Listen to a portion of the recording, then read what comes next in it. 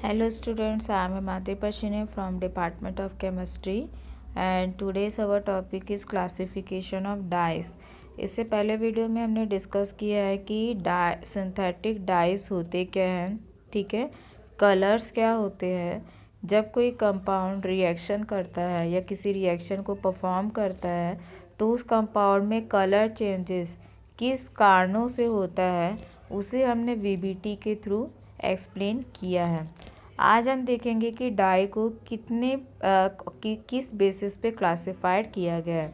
तो सबसे पहले देखते हैं dye is a colour material which can fix itself और is capable of being fix to the fabric. Dye जैसे कि आप जानते हैं एक कलर कंपाउंड होता है जो कि पर्टिकुलर किसी मटेरियल को, फैब्रिक्स को क्या करने के लिए यूज़ किया जाता है, कलर करने के लिए यूज़ किया जाता है। A good dye is that which is fast to light. ये जो डाइस होते हैं वो लाइट के प्रेजेंस में रैपिडली रिएक्ट करते हैं। Resistance to the action of water के प्रति प्रतिरोधक क्षमता रखते हैं।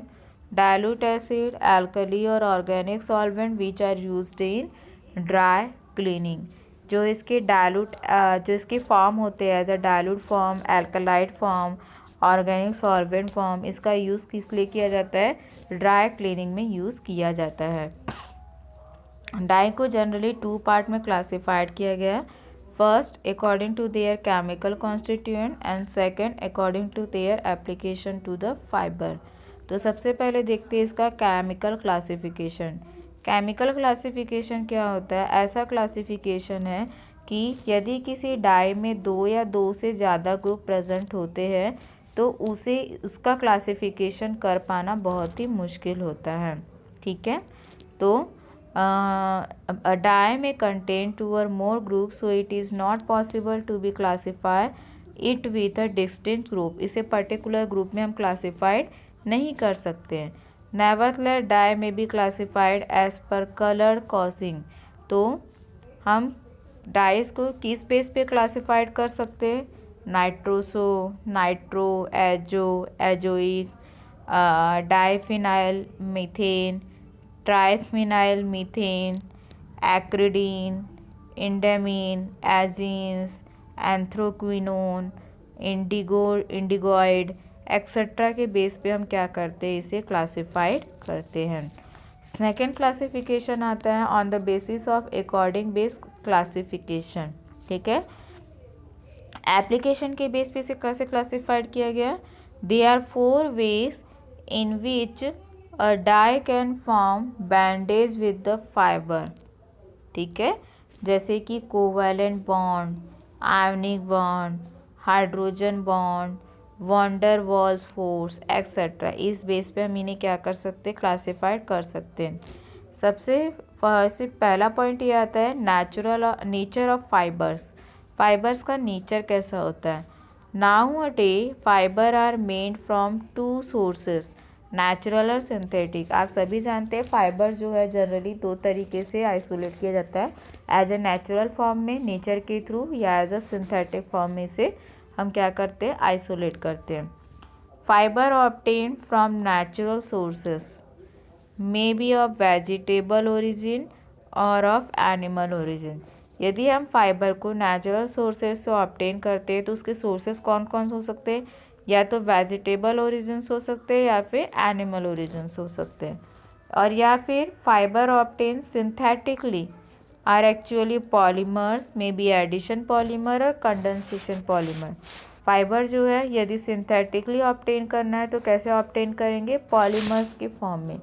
अब ये जो पॉलीमर्स है वो एडिशन पॉलीमर्स भी हो सकते हैं या फिर कंडेंसेशन पॉलीमर्स भी हो सकते हैं।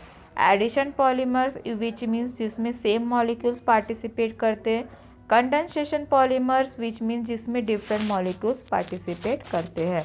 और आफ्टर द कंडेंसेशन या after the addition polymerisation they form polymers. पहला आता है, ये 3 टाइप के, इसके कुछ टाइप्स हैं। पहला आता है acid dye. They are the sodium salt of sulphonic acid और कार्बोक्सिलिक एसिड। ये सल्फोनिक एसिड या कार्बोक्सिलिक एसिड के सोडियम सॉल्ट होते हैं। These are applied to wool, silk, polyamide, acrylic fibre etcetera. जिसे कहाँ कहाँ यूज़ किया जाता है? वुड मतलब लकड़ी पे, सिल्क में, पॉलीएमाइड बनाने में, एक्रिलिक फाइबर्स में यूज़ किया जाता है। बेस डाई क्या होता है? These are the salt of colours bases. ये सारे बेसिस के सॉल्ट होते हैं। Azoic dye, these are insoluble azoic dye. ये इनसॉल्युबल एजॉइड डाई होते हैं। They are mainly applied to cellulosic fibre. जो सेलुलोज की जो फाइबर होती है उनमें इसका यूज़ किया जाता है। चौथा आता है mordant dye. This dye can not be applied directly on fibre. A mordant dye is always required for acidic dye it is a metal hydroxide and for basic dye tannic acid। ये जो modern die होते हैं actually ये directly apply नहीं किए जाते, ये किसी के साथ कॉम्बिनेशन के फॉर्म में अप्लाई किए जाते हैं। जैसे कि अगर हमें मेटल एसिडिक डाई के साथ एज अ मेटल हाइड्रोक्साइड और बेसिक डाई के साथ टैनिक एसिड, ठीक है। देन लास्ट आता है wet dye. Wet dye, these are used in their reduced state and after application to fiber or oxidized to dye। तो ये था हमारा डाइस का क्लासिफिकेशन। अब हम देखेंगे पर्टिकुलर एक एक डाइस के बारे में हम स्टडी करेंगे, जिसमें से पहला आता है हमारा methyl orange. Methyl orange is an azo dye. ये एक प्रकार का एजो डाई होता है, मीन्स इसमें एजो ग्रुप प्रेजेंट होगा। Which contain sulphonic acid group और कार्बोक्सिलिक ग्रुप, ठीक है। या तो इसमें सल्फोनिक एसिड ग्रुप होगा या फिर कार्बोक्सिलिक ग्रुप होगा। It is prepared by coupling diazotised sulphanilic acid with dimethyl aniline. ये बनाया कैसे जाता है? देखिए यहाँ पे हमारा क्या है, डाइएजोटाइज सल्फोनिक एसिड। ये हमारा डाइएजोटाइज सल्फोनिक एसिड और ये हमारा डायमिथाइल एनिलीन, ठीक है। इन दोनों के कपलिंग से क्या बनता है? Methyl orange. देख लीजिए यहाँ पर SO3H, ये बेंजीन की ring, N double bond N CH3 2, ठीक है। ये क्या बना हमारा? Methyl orange. It is use as an acid base indicator. इसका एज एसिड बेस इंडिकेटर के फॉर्म में यूज़ किया जाता है पर्टिकुलर टाइट्रेशन रिएक्शन में, and not as a dye. इसका डाई के फॉर्म में यूज़ नहीं होता। आपने देखा होगा जब हम कोई प्रैक्टिकल परफॉर्म करते हैं तो एज अ प्रैक्टिकल में इंडिकेटर हम किसका यूज़ करते हैं? मिथाइल ऑरेंज का यूज़ करते हैं, क्योंकि एक एसिड बेस इंडिकेटर की तरह रिएक्ट करता है। It give yellow orange colour in alkaline medium and red colour in acid medium. यदि हमारा सॉल्यूशन अल्कलाइन होगा तो कौन सा कलर देगा? Yellow orange. और यदि एसिड होगा तो कौन सा कलर देगा? रेड कलर देगा। जब वो ऑरेंज कलर जनरेट करेगा तो उसका स्ट्रक्चर कैसा होगा? इस तरीके से ऑक्सीजन के ऊपर क्या आ जाएगा? माइनस चार्ज आ जाएगा, ठीक है। और जब वो रेड कलर जनरेट करेगा तब उसका स्ट्रक्चर क्या होगा?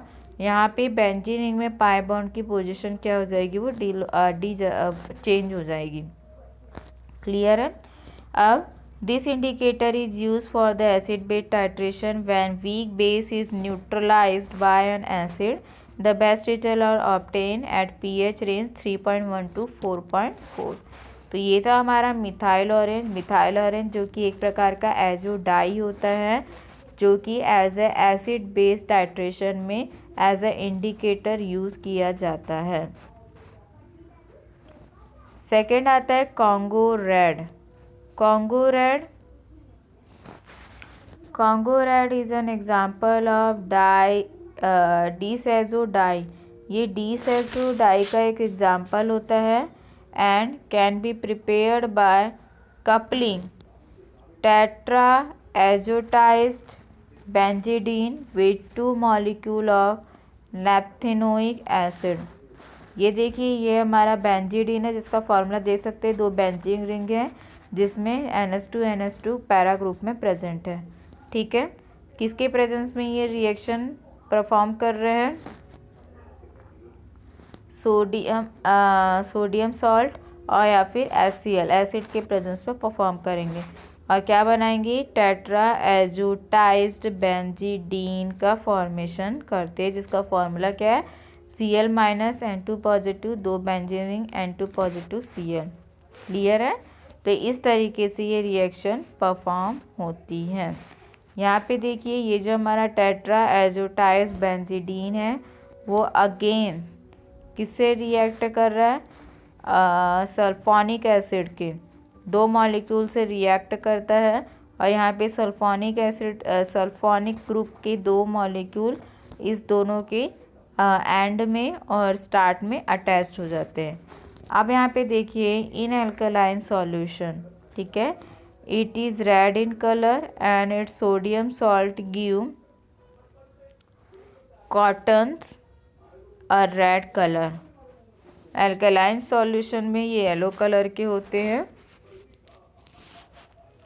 और in the presence of inorganic acid and inorganic acid the red colour changes to blue. जब इनऑर्गेनिक एसिड के प्रेजेंस में या फिर जब उसमें एसिड ऐड कराया जाता है, ये जो कलर है वो कौन सा कलर है, रेड कलर है। जब इसमें हम कोई इनऑर्गेनिक एसिड इंटर कराते हैं तब उसका कलर क्या हो जाता है, ब्लू कलर में कन्वर्ट हो जाता है, जो कि ये स्ट्रक्चर है, ठीक है। This means that depending in colour take place when the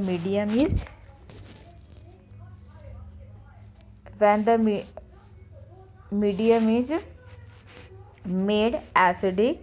This happens so because of resonating structures। यहाँ पे होता क्या है कि जब हम कोई टाइट्रेशन करवाते हैं एसिड और बेस के बीच, और यदि हमारा एसिड स्ट्रॉन्ग एसिड होता है तो स्ट्रॉन्ग एसिड के बेस में ये जो हमारा टेट्रा एजोटाइज्ड बेंजीडीन है जो रेड कलर का होता है, वो रेड कलर किस में कन्वर्ट हो जाता है, ब्लू कलर में कन्वर्ट हो जाता है। और ये किसके ऊपर डिपेंड करता है, रिजोनेटिंग स्ट्रक्चर के ऊपर डिपेंड करता है। किसकी रिजोनेटिंग स्ट्रक्चर, बेंजीन की रिजोनेटिंग स्ट्रक्चर के ऊपर डिपेंड करता है। तो ये था कॉन्गो रेड। थर्ड आता है मैलेकाइट ग्रीन। मैलेकाइट ग्रीन ये भी एक प्रकार का डाई होता है। तो देखते हैं मैलेकाइट ग्रीन होता क्या है। This is a triphenyl methane dye and is prepared by condensing dimethyl aniline with benzaldehyde at 100 degree Celsius in the presence of concentrated sulphuric acid. देखिए यहाँ पे ये क्या है, हमारा डाई मिथाइल एलिनीन है जो किसके साथ रिएक्ट कर रहा है, बेंजल्डिहाइड के साथ रिएक्ट कर रहा है। किसके प्रेजेंस में, कॉन्सेंट्रेटेड सल्फ्यूरिक एसिड के प्रेजेंस में। तब ये क्या बनाता है, यहाँ पे देखिए इंटरमीडिएट प्रोडक्ट का फॉर्मेशन कर रहा है। Then this condensation product is colourless. ये कैसा होता है, कलरलेस होता है, ठीक है। And is called leucobase. क्या कहा जाता है इसे, ल्यूकोबेस कहा जाता है। These on further oxidation with lead dioxide in a solution of acetic acid, the and hydrochloric acid give a colored base। जब इसे अगेन ऑक्सीडेशन कराया जाता है, ल्यूकोबेस को जब ऑक्सीडेशन कराया जाता है in the presence of lead dioxide के प्रेजेंस में, तो ये कलर्ड बेस का फॉर्मेशन करता है। When this colored base is treated with excess of hydrochloric acid form malachite green।